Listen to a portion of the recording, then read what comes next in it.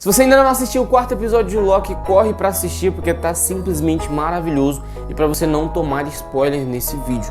Agora, se você já assistiu, fica aí pra gente comentar sobre esse episódio lindo, sobre agora sim mais um novo melhor episódio de Loki, mais um novo melhor episódio do Disney Plus, da Marvel. Que episódio maravilhoso foi esse, né? Que episódio surpreendente. A Marvel não perde tempo, o pessoal não tá perdendo tempo com a série do Loki, né? Eu acho que essa é uma das grandes vantagens da gente ver aqui, né? É a questão de ter poucos episódios, porque os caras não podem perder tempo, então eles têm que mandar informação em cima da gente. O brother falando, Nerd Paulo Bastos falando para mais um vídeo aqui pro canal. E nesse vídeo a gente vai falar de mais um episódio de Loki, o quarto episódio de Loki, que tá simplesmente fantástico, tá muito bom mesmo. Antes da gente comentar, claro, sobre esse vídeo, sobre esse episódio maravilhoso, já quero te pedir para você deixar o seu like aí para dar uma força pra gente aqui no canal. E se você for novo, se inscreve aí no canal, porque toda quarta-feira a gente tá fazendo vídeo aqui sobre cada episódio que tá sendo lançado de Loki. E claro, a gente ainda vai fazer muitos vídeos falando sobre Marvel, falando sobre Viúva Negra que tá chegando, falando sobre todas as séries da DC também que tá chegando, Titãs aí pela frente. Tem Shang-Chi pela frente, tem muita coisa pela frente. Então se inscreve aí no canal e ativa o sininho de notificações para não perder os próximos vídeos. O bom de chegar ao final de uma série é porque você vai analisando, você vai percebendo se realmente funcionou tudo que a série esteve apresentando desde o início, né? Cada conexão, a apresentação de cada personagem, se funcionou, se a ligação de cada personagem funcionou bem mesmo, se todo o trabalho que eles estavam fazendo em cima de cada personagem, para que a história complete-se no final, esteja tudo completinho, bonitinho, se tá funcionando. E até aqui no quarto episódio tá ficando maravilhoso. Até o terceiro episódio da série, que foi o episódio menos badalado, um episódio menos animador, como foi os dois primeiros e esse quarto episódio. Até o terceiro episódio teve um fundamento muito importante, teve histórias, informações muito importantes para que a história toda em si ficasse completa, ficasse muito bem feita. E a gente tem tudo isso aí completo, cada personagem muito bem trabalhado, até chegar aqui no quarto episódio, para que quando acontecesse alguma coisa não ficasse meio assim, não funcionou muito bem, porque na verdade tudo funciona muito bem dentro da série do Loki, tudo tem funcionado muito bem, né? A gente ouviu aí que a Sylvie, que é a Lady Loki, falar que ela passou por muito tempo fugindo aí da AVT, ficou muito tempo planejando todo aquele plano que ela teve de chegar aos Guardiões do Tempo. E a gente ouviu ela falando ali que tinha muito tempo já planejando todo aquele plano ali. Ela tinha muito tempo arquitetando já aquele plano, criando toda aquela construção daquele plano para chegar aos Guardiões do Tempo. E literalmente foi muito tempo mesmo, porque no início desse episódio a gente vê ela sendo levada pela AVT ainda criança, cara. O que faz o que gera novos questionamentos, será que a AVT leva pessoas mesmo, que só gera efeitos nexos no universo, que só gera ramificações na linha do tempo sagrada? Será que eles só levam pessoas dessa forma? Será que é verdade mesmo, ou será que eles estão mentindo? Ou será que eles só querem o grande vilão por trás disso tudo, que é todas as versões do Loki, porque essas versões são um perigo para ele? Pra minha opinião, sim, cria um questionamento sobre isso, porque fica muito estranho, né? Mas desde pequena a gente vê ali que ela foi levada pela AVT, e a pessoa que foi buscar ela, né, quem que era a líder ali dos caçadores, era a Ravonna Renslayer, quando ela ainda era uma caçadora também. Só que no momento que foram apresentar ali a Lady Loki, a Sylvie, para o juiz, a gente viu então a Sylvie conseguindo roubar o Tempad da Ravonna e conseguiu fugir de dentro da AVT. Na época mesmo, quando ela era criança, ainda nem tinha aquelas pulseiras, na verdade, aqueles colares que o pessoal usa, que o Loki usou desde o primeiro episódio com a AVT. Ela nem tinha aquilo ainda, ela não usava aquele aparelho ainda. Então deve ter sido por isso que facilitou ainda mais a fuga dela. Então ela tem fugido aí da AVT até chegar um momento em que ela descobriu que se ela se escondesse em possíveis catástrofes, nos famosos apocalipses de alguns pontos na linha do tempo, ela não seria achada pela AVT. Claro que ela foi depois que o outro eu dela conseguiu adivinhar, né, pegar essa ideia também dos apocalipse. Mas até então ela conseguiu se esconder antes de cada desastre, porque nada que ela fizesse poderia alterar a linha do tempo, criar ramificação, porque a linha do tempo seria destruída naquele exato momento. Então ela cresceu aí fugindo da AVT, foi mostrado, apresentado isso muito bem pra gente. Nesse episódio já mostrou muita coisa, já deu concretização a muita coisa e deixou muita coisa aí também solta, muita ponta solta, que leva mais questionamento, que leva mais perguntas, que leva muito mais coisas a ser questionada. A gente viu que cada personagem que a gente viu dentro desse episódio sendo apresentado está bem desenvolvido aqui dentro da série, né? A gente tem a agente B15, que nesse episódio também já sofreu, desde na verdade do segundo episódio, já sofreu algumas consequências por conta da magia da Sylvie. Também está se questionando sobre quem ela seria, tanto que ela quer descobrir qual foram as imagens que apareceram na cabeça dela quando a Sylvie hipnotizou ela.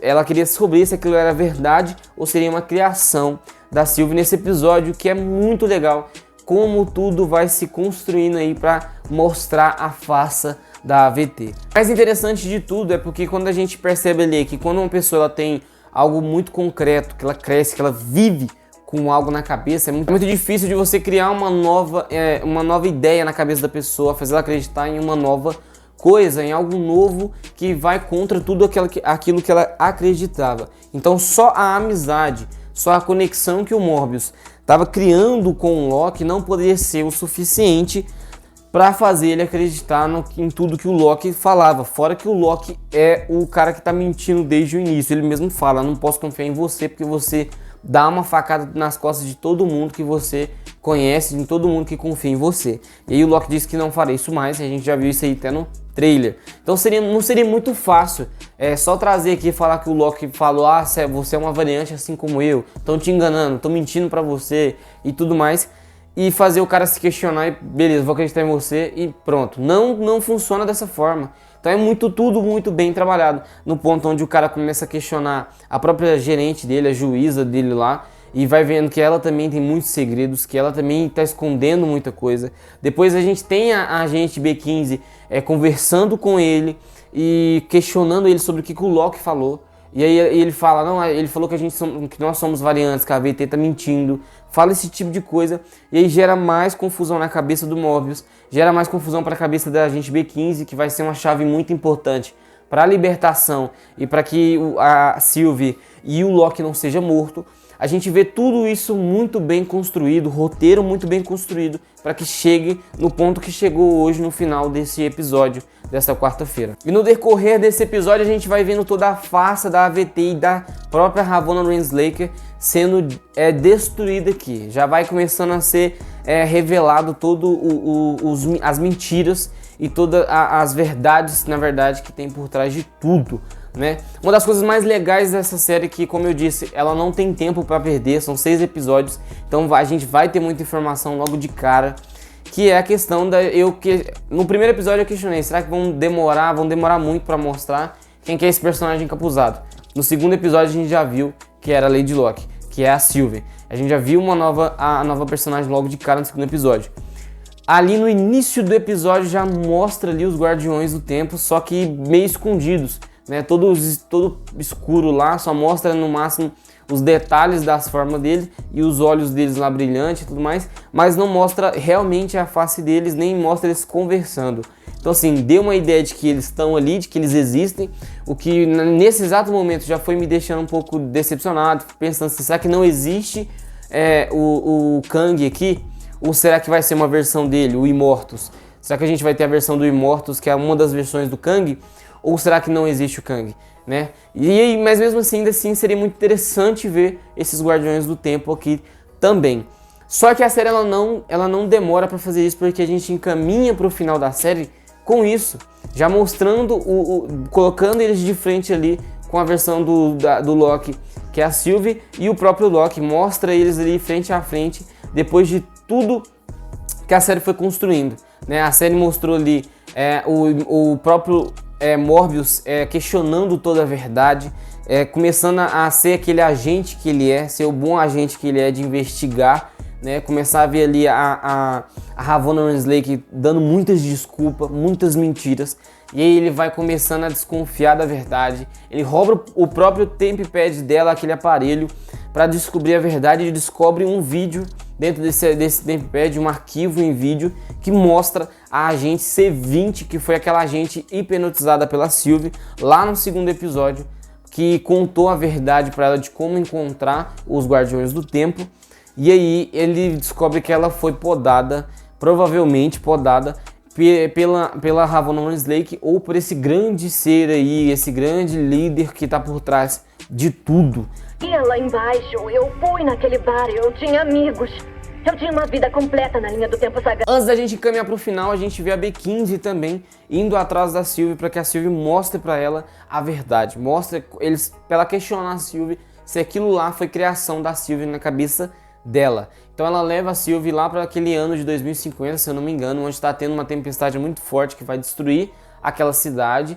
E aí ela questiona aquilo lá e tudo mais sobre o que foi aquela imagem que ela viu na cabeça dela, que foi a Sylvie que criou. E a Sylvie diz que ela não consegue criar nada, que ela consegue só usar alguma imagem que já existe, já uma memória que já existe na cabeça da pessoa. E a própria B15 pede para que a Sylvie mostre para ela então. E a Sylvie usa os poderes dela para mostrar então a verdadeira B15, ou quem ela realmente era antes de se tornar uma velha, antes de se tornar uma escrava. E aí depois disso tudo vai se encaixando pro grande enredo que é no final desse episódio. O agente Morbius também começa a desconfiar e acreditar na versão do que o Loki tá falando. Começa a acreditar que o Loki não tá mentindo. Vai atrás do Loki e onde o Loki está preso, que é num local onde está tendo um loop temporal ali com a Lady Sif, que retornou, né, a atriz que realmente fazia desde o primeiro filme do Loki, retornou aqui para a série do Loki, que eu achei bastante legal. E ele vai atrás lá, o Morbius, atrás do Loki, que está lá dentro de um loop temporal, sendo agredido pela Sif o tempo todo, e questiona o Loki se ele realmente acredita no que a Sylvie está falando. Né, no que a Lady Locke tá falando ali, se ele realmente acredita no que ela tá falando. E aí o Morbius pega o Loki e tira ele daquela prisão, só que no momento que ele sai daquela prisão, ele dá de cara com a Ravonna Renslayer e para nossa surpresa, a gente vê que o Morbius, um personagem que estava sendo bem construído, que ele estava cativando muito a gente, a ponto de que realmente, né, pelo menos para mim, foi muito chocante na hora que ele morreu ali, na hora que ele foi desintegrado ali, que ele foi podado pelos soldados ali, pelos caçadores, de frente para a própria Ravonna Renslayer. Seria o que eu gostaria de fazer. Ficar só andando por aí de jet ski. Podem ele.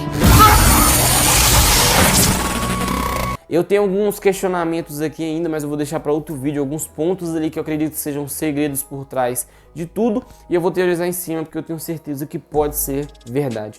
E aí tudo se encaixou, tudo foi se construindo, as mentiras e as verdades foram sendo contadas, foram sendo mostradas para nós, para chegar no final desse episódio e a gente ser apresentado. Então, como eu disse, a Marvel não esperou até o 5º ou 6º episódio para apresentar a verdade sobre os Guardiões do Tempo.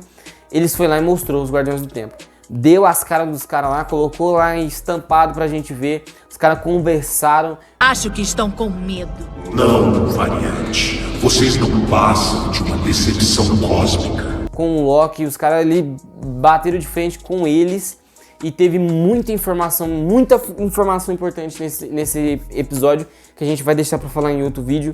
Só que bem aqui eles começam a questionar sobre as mentiras que os Guardiões do Tempo contam. Dizem que eles estão com medo da versão do Loki, e eles dizem que para eles não são nada, são só algumas falhas ali dentro desse universo, e que para eles o Loki e a Sylvie não passa de nada para eles ali, não é problema.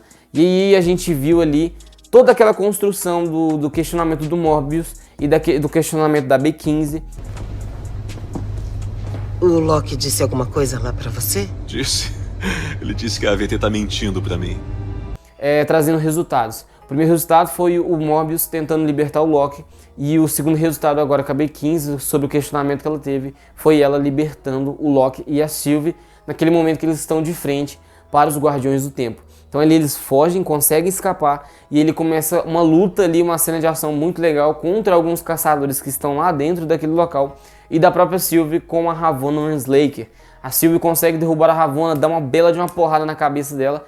A Ravonna apaga. Depois disso, a Sylvie lança a espada dela que está na mão dela na cabeça de um dos Guardiões do Tempo. E eles falam, um deles, na verdade é o que mais fala algo muito importante antes da Sylvie tacar essa espada, que também a gente vai falar sobre isso no próximo vídeo. Então, se você não é inscrito aqui no canal, velho, se inscreve aí e ativa o sininho de notificações para não perder o próximo vídeo, onde a gente vai falar de algumas coisas que foi falada aqui nesse vídeo e que é muito importante. Depois que a Sylvie lança a espada então na cabeça do Guardião do Tempo que está no meio, ela consegue partir a cabeça dele. No momento que a espada bate, a gente ouve o barulho de literalmente máquina, de robô, de lata quebrando quando se quebra, assim como era lá em Era de Ultron, quando algum robô era destruído.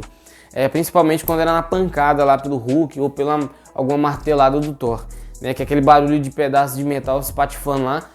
E aí a gente vê a cabeça desse Guardião do Tempo caindo próximo ali do pé da Sylvie, aonde ela pega a cabeça dele e ela percebe então que aquilo ali é um robô, é um androide. Então que eles na verdade não chegaram no final de tudo, que ainda tem mais alguém, que ainda tem alguém que está controlando tudo, que ainda tem alguém ali que está por trás de tudo e eles ainda não conseguiram descobrir quem é essa grande pessoa, esse grande poderoso aí que está controlando todo esse poder da AVT.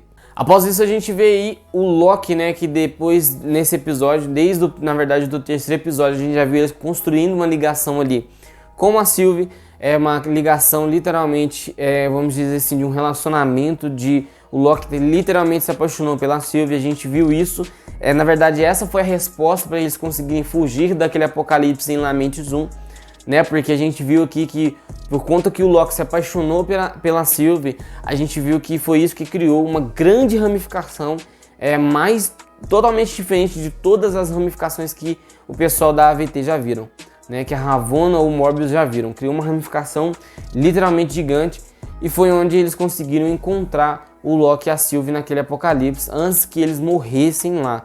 Que aí a gente percebe então que foi pela questão do Loki literalmente, realmente ter se apaixonado pela Sylvie, construindo uma nova ramificação na linha do tempo. Só que bem aqui nesse momento em que ele está mais uma vez tentando conversar com a Sylvie, porque ele diz que não entende o que está acontecendo com ele, que aquilo ali nunca aconteceu, ele é podado pela Ravonna Westlake, ele é desintegrado ali na frente da Sylvie.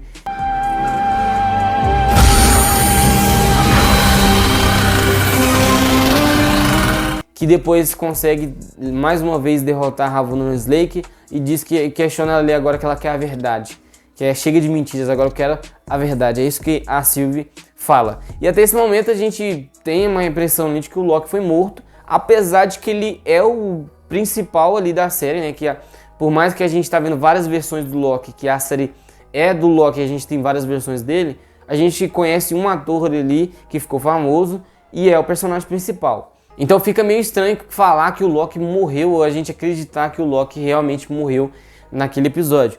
E aí, para nossa alegria, eu já ficava esperando isso acontecer desde o primeiro episódio, só que aconteceu, finalmente aconteceu aqui no quarto episódio, que foi a gente ter uma cena pós-crédito, né? Que nessa cena pós-crédito a gente vê o Loki então, para onde ele foi parar, que é um local que parece a Terra, totalmente destruída, que se você analisar bem, lá no fundo tem uma torre dos Vingadores, que lembra muito a torre dos Vingadores lá de 2012, e todo aquele local está destruído, e nesse local, junto com o Loki, tem mais 3 ou 4 versões do Loki, né? A gente vê o Kid Loki, que é uma versão criança dele, a gente vê um Loki afrodescendente, algumas pessoas não conseguiram reconhecer que era um Loki, mas se você analisar bem, ele tá bem estilo viking mesmo, e se você analisar bem, ele tem todo um detalhe de metal assim, que geralmente tem naquela roupa clássica do Loki. Se você analisar lá, você vai ver que tem esse aro de metal que lembra um pouquinho essa parte ali que tem naquele uniforme clássico do Loki, desde lá do Thor 1. E aí a gente tem uma versão também clássica do Loki, com ele ali com os chifres grandão lá, bem verde e amarelo mesmo ali, bem clarão, bem antigão mesmo, bem brega mesmo, o que é bem legal, que lembrou WandaVision, porque no episódio lá de Halloween a gente viu a Wanda com um uniforme clássico, como é nos quadrinhos, vimos o Visão com uniforme clássico também, como é nos quadrinhos, e agora a gente viu uma versão do Loki também com o uniforme clássico também. E tem uma outra versão ali do Loki que pode ou não pode ser uma versão. A gente viu um jacaré ali na mão do Kid Loki, que pode ser ali o Loki, uma versão dele ali réptil, ou pode ser só um bicho de estimação do Kid Loki. Mas eu acredito que possa sim ser uma versão do Loki animal ali, uma versão réptil do Loki. E esse quarto episódio finaliza desta forma. Comenta aí embaixo o que você achou desse quarto episódio. Se inscreve aí no canal e ativa o sininho de notificações, porque eu tenho certeza que você vai querer ver os próximos vídeos, onde a gente vai comentar aqui sobre pontos, frases e coisas importantes que aconteceram nesse episódio, que se a gente for comentar aqui, o vídeo vai ficar literalmente gigante. É melhor a gente fazer uma live então, né? Porque senão fica gigante o vídeo. A gente já tem 22 minutos só aqui que eu tô gravando. Então esse aí vai uns cortes aqui ainda, mas é isso aí, para que você não perca os próximos vídeos aí que vai vir pro canal sobre o Loki, sobre esse quarto episódio que tá muito, mas muito sensacional. Se inscreve aí no canal e ativa o sininho de notificações.